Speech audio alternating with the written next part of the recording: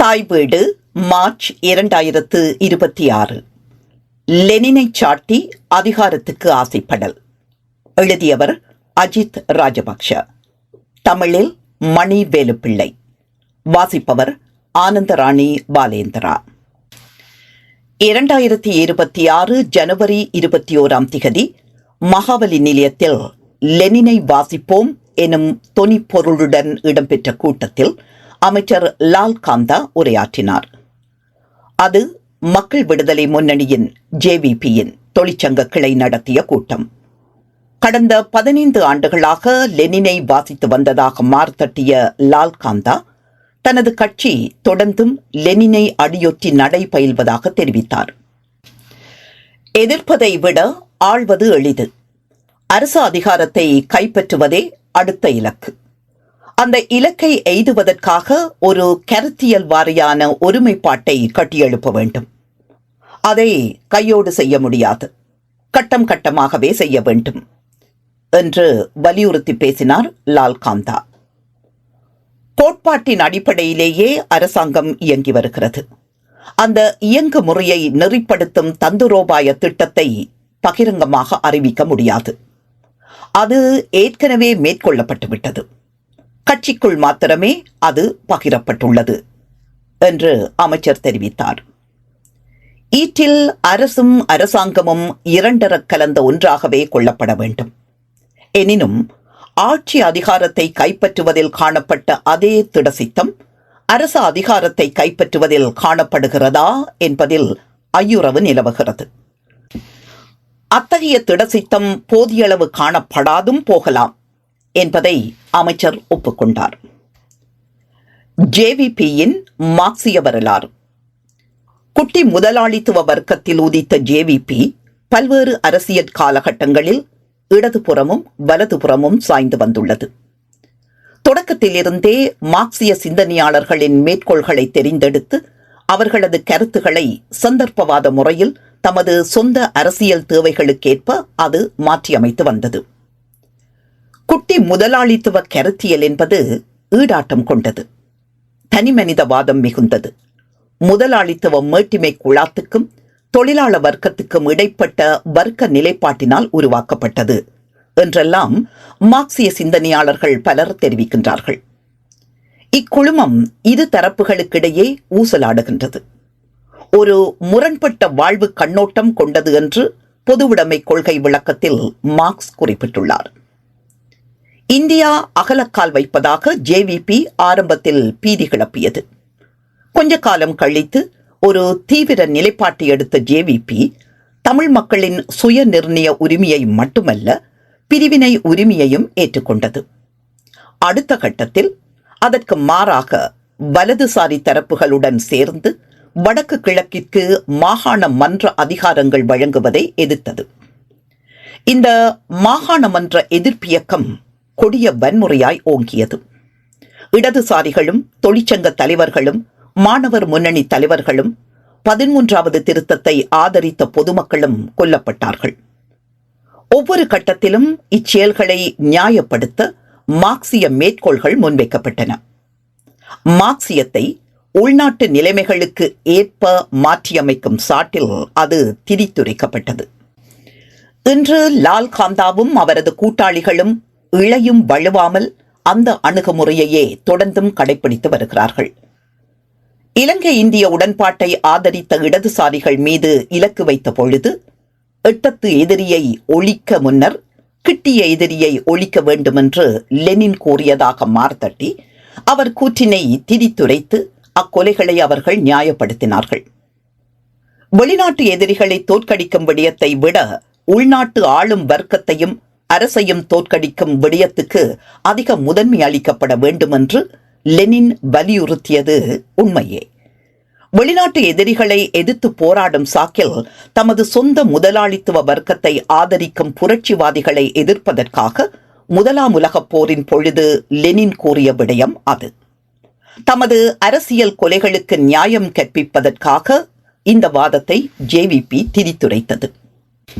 வலதுசாரி அரசாங்கங்களில் பங்கு பற்றிய வேளைகளில் அல்லது தேசியவாத தரப்புகளுடன் உறவாடிய வேளைகளில் கூட ஜேவிபி தொடர்ந்தும் தன்னை மார்க்சிய லெனினிய கட்சி என முழங்கி செங்கொடிகளையும் மார்க்ஸ் ஏங்கல்ஸ் லெனின் படங்களையும் ஏந்திக் கொண்டது. பெலவத்தையில் உள்ள கட்சி தலைமையகத்திலும் அதே படங்கள் வேறு தொங்குகின்றன. தாம் அன்று கண்டித்த அனைத்து நாட்டு நாணய நிதியத்தின் அதே நிகழ்ச்சி திட்டத்தை இன்று அவர்கள் மும்முரமாக நடைமுறைப்படுத்தி வருகின்றார்கள். அதேவேளை அரசாங்க அதிகாரத்தை தாம் கைப்பற்றிவிட்டதாகவும் சமவுடைமை பாதையில் தாம் பீடு நடை போடுவதாகவும் இனி அரச அதிகாரத்தை கைப்பற்றும் போராட்டத்தை மேற்கொள்ளப் போவதாகவும் முழங்குகின்றார் லால் காந்தா. அடிமட்ட தோழர்களை ஏய்த்தல். அடிமட்ட தோழர்களை லால் காந்தா திரும்பவும் ஏமாற்ற பார்க்கின்றார். குறுகிய அரசியல் சித்தநெறி பயிற்சி அளித்து டாக்மெட்டிக் ட்ரைனிங் உருவாக்கிய தமது தோழர்களை விழித்து முதலாளித்துவத்தின் மூலம் சமவுடைமையை எய்த முடியும். முதலாளித்துவ குடியாட்சியை முதலாளித்துவம் நிறைவேற்ற தவறியிருக்கலாம். முதலாளித்துவ குடியாட்சி நிறைவேற்ற தவறிய பணிகளை எமது கட்சி நிறைவேற்றி வருகிறது என்றெல்லாம் வலியுறுத்துகின்றார் லால் காந்தா. லெனினை அடிக்கடி மேற்கோள் காட்டும் லால் காந்தா முதலாளித்துவ முறைமையில் மெய்யான குடியாட்சி நெறி சார்ந்த சீர்திருத்தங்கள் கைகூடப் போவதில்லை என்று ஆனானப்பட்ட லெனினே வாதாடியதை தவித்து விடுகின்றார்.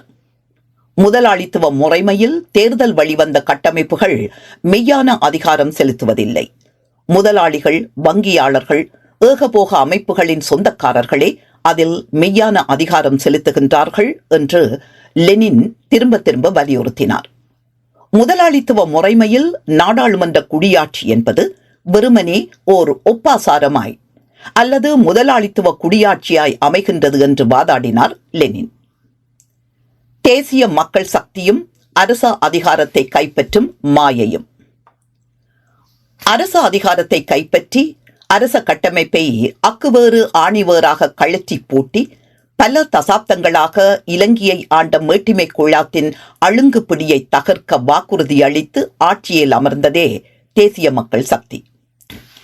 இடதுசாரி அரசியல் கோட்பாட்டின்படி அரச அதிகாரத்தை கைப்பற்றுவது என்பது வெறுமனே ஓர் அரசாங்கத்தை அமைப்பது அல்லது அமைச்சுகளை கையேற்பது என்று பொருள்படாது. மூலதனம் அரசின் மீது செலுத்தும் ஆதிக்கத்தை தகர்ப்பது என்றே பொருள்படும்.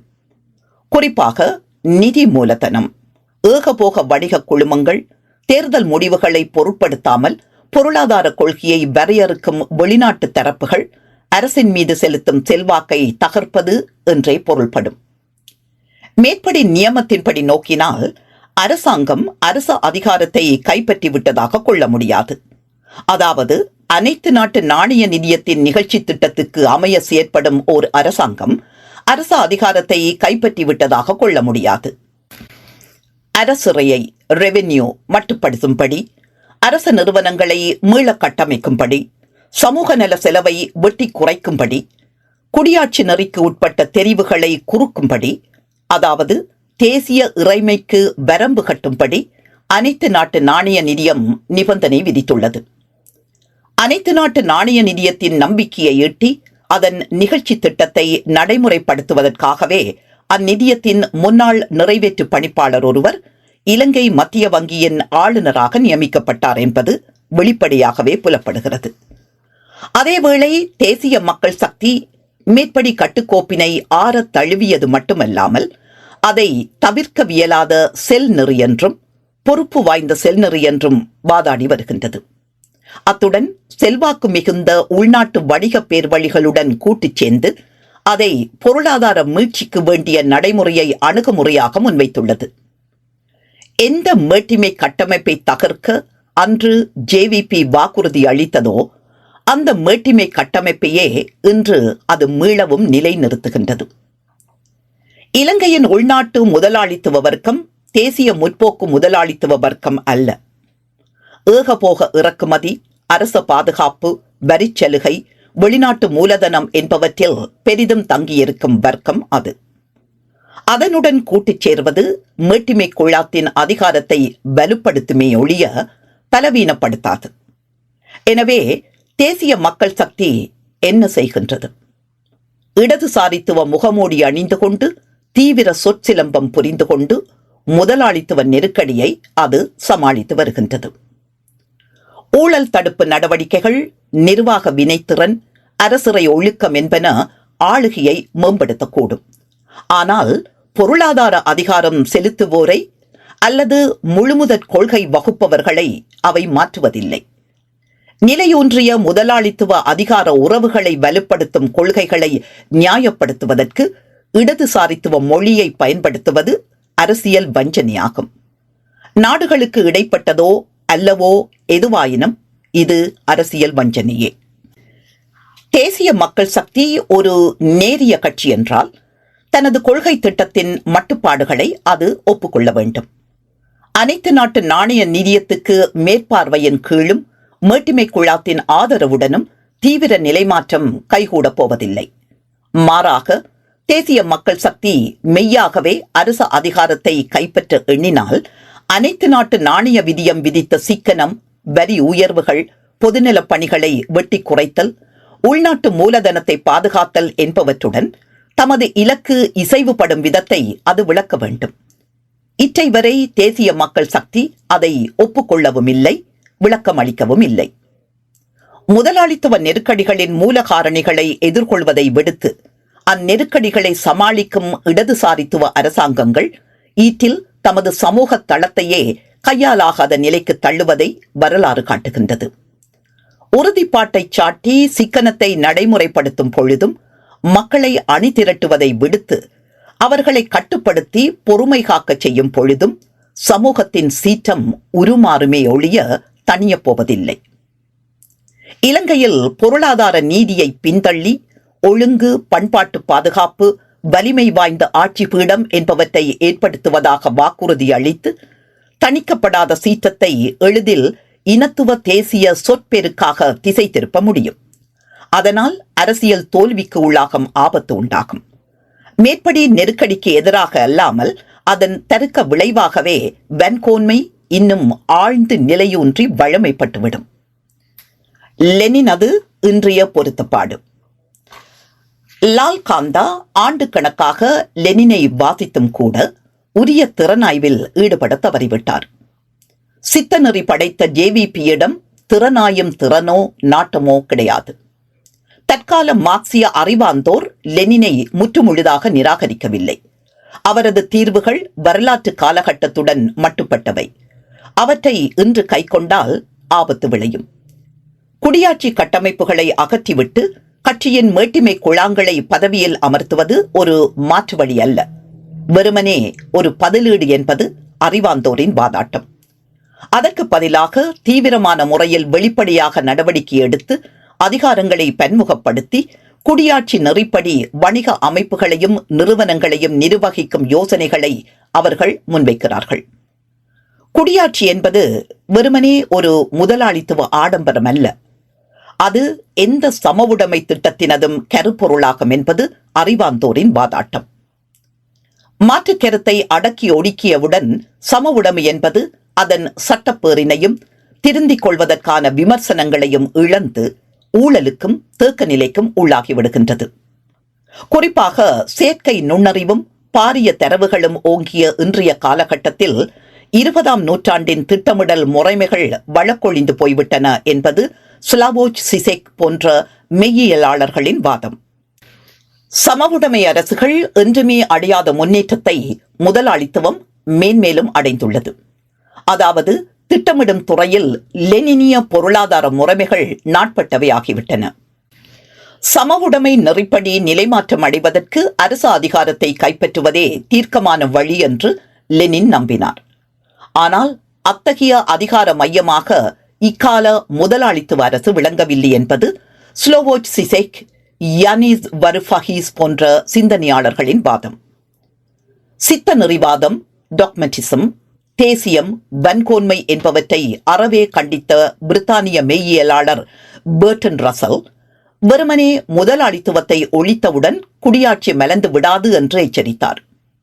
சோவியத் ஒன்றியத்தை அவதானித்த பிறகு போல்ஸ்விக் வாதம் ஓர் ஆளும் வர்க்கத்துக்கு பதிலாக இன்னொரு ஆளும் வர்க்கத்தையும், தொழிலாளிகளின் மெய்யான அதிகாரத்துக்கு பதிலாக சலுகை அனுபவிக்கும் கட்சி அலுவலர்களின் அதிகாரத்தையும் தோற்றுவித்தது என்று தெரிவித்தார். தற்கால சர்வாதிகாரம் நிரந்தர சர்வாதிகாரமாய் மாறும். அதிகாரத்தை ஒருமுகப்படுத்துவதில் தீவிரம் காட்டினால் வினைத்திறன் குன்றி தேக்க நிலை உண்டாகும். பலவந்தம் கொண்டு கட்டியெழுப்பப்படும் சமூகம் மெய்யான சுதந்திரத்தை ஏற்படுத்தாது என்றெல்லாம் அவர் ஆரூடம் கூறினார். ரசலின் தொலைநோக்கிற்கு புலப்பட்டதே ரஷ்யாவில் பெரிதும் நிகழ்ந்தது. போல்ஸ்விக் அரசு பாரிய அடக்குமுறையில் ஈடுபட்டு கட்சிக்குள் ஓங்கிய மாற்றுத் தலைவர்களை ஒழித்து கட்டியது. அதன் பின்னர் வேறு நாடுகளில் அதே கருத்தியலை கடைபிடித்த கட்சிகள் அத்தகைய அழிவினை ஏற்படுத்தின.